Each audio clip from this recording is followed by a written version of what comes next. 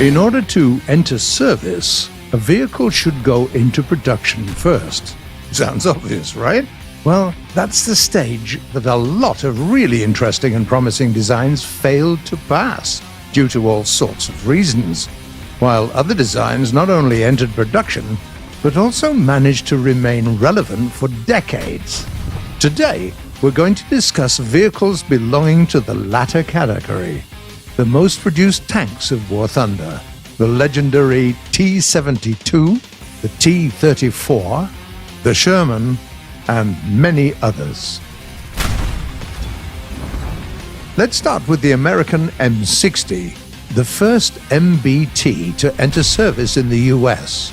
Counting all the variants from the early M60A1 to the highly advanced Starship, armed with a complex missile system, around 15,000 of those tanks were made in total.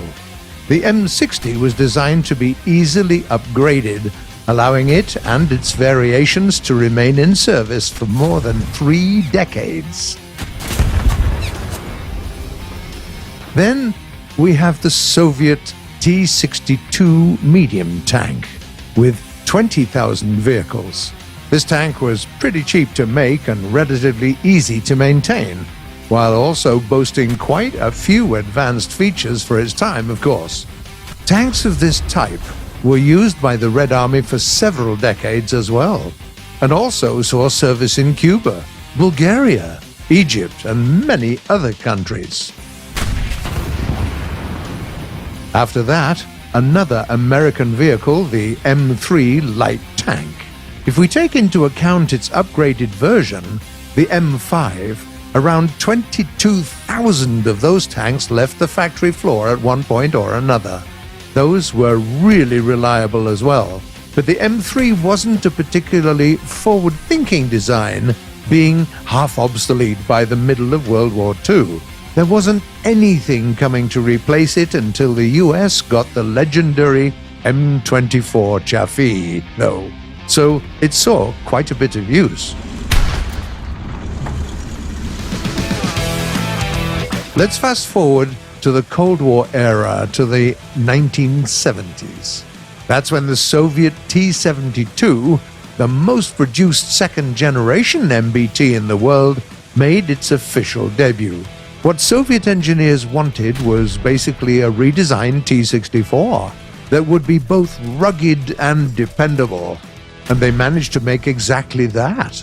For quite some time, the T-72 was the tank when it came to getting the best bang for your buck, or ruble in this case, and around 30,000 of those were made. By the way, it's still in service in many countries, from Russia to India and Finland. It's time for the big league. The third most produced tank in history is the M4 Sherman, the staple of the American Army during World War II. Any combat scenario, any theater of operations, the Sherman killed it, remaining an effective counter to German armor right up to the end of the World War. It was pretty affordable too. All in all, around 50,000 of those beauties were made, including Lend-Lease Shermans used by the USSR and other Allied nations. In second place, we have a truly legendary vehicle, the Soviet T-34 medium tank. Great performance, easy to ship, and relatively cheap to produce. During the war, T-34 tanks were manufactured all around the Union, and after the war, under license, its production was restarted in many countries of the Soviet bloc. If we throw in the T-34-85 variation, there were more than 65,000 tanks made. A very impressive figure, to say the least.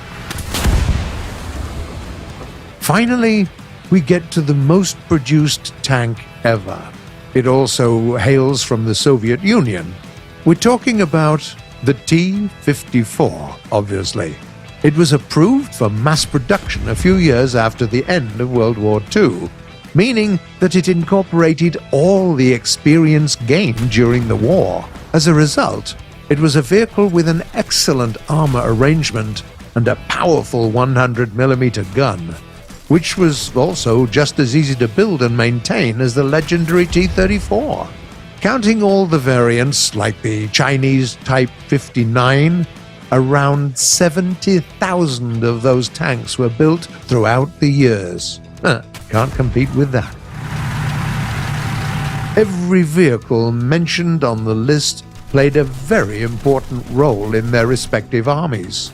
Yeah, you could say that they were just workhorses. Yes, they weren't big on innovation and were no mechanical marvels most of the time, but every single one of them is still remembered and respected almost half a century later. What are your favorite, most produced vehicles? Have you ever seen them in real life? Or at a festival? Or maybe displayed in a museum? Please tell us in the comments below.